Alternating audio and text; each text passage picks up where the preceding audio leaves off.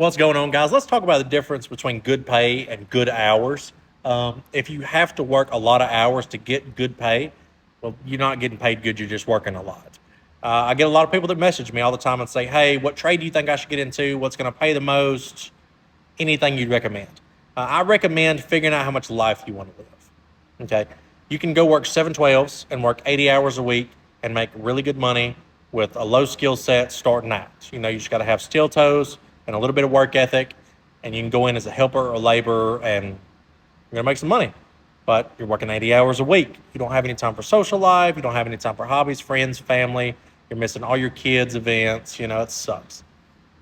But then again, you play your cards right. You work those 7/12s for a little while. You get into an apprenticeship program, or you get enough money up to take yourself to VOTEC, become a licensed something, whether it's an electrician, a plumber, an HVAC guy, an operator, get your CDLs, something that where you were working those 7/12s at 80 hours a week, you're not going to make the same exact amount of money working 40 to 50 hours a week because you have a license. It's just the difference of you know how to do something, you have a piece of paper with your name on it that says you know how to do it. You'll get paid for that piece of paper. It's worth it. Look into it. I will say that obviously the more hours you work, the more money you'll get paid, no matter where it is or what you're doing. I will say that you can go work shutdowns. You can go offshore oil rigs. You can do a lot of this different stuff that's on the road where you don't sleep in your own bed every single night. I personally did it for 9 solid years. I was on the road for 10 months out of the year for 9 solid years. High income job. Also, not very great for my health. Heart attack rates were higher.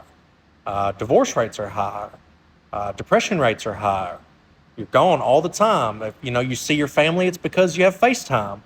It's not really something that I would go back and do again now that I have a wife and a daughter. But I will say that it made me who I am today, and it was a great source of income, without a doubt. And I don't regret it at all. So you could also look into doing something like that if you want to get out and explore the world on somebody else's dime, because they're going to pay you to drive wherever they need you.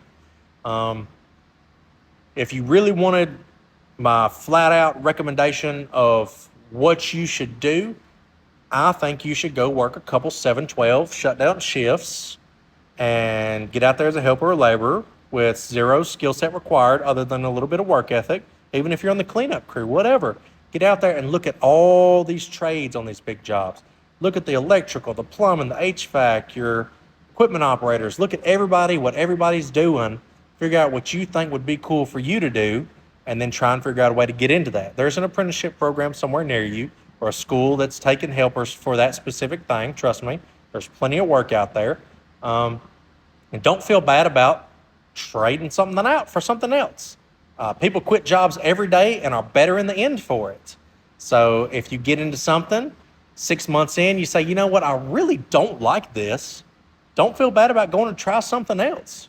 It's just another couple 7/12s, get your money up, get somewhere else, try something else out. That's all I can say about the blue collar industry and world is there's a lot of opportunities out there.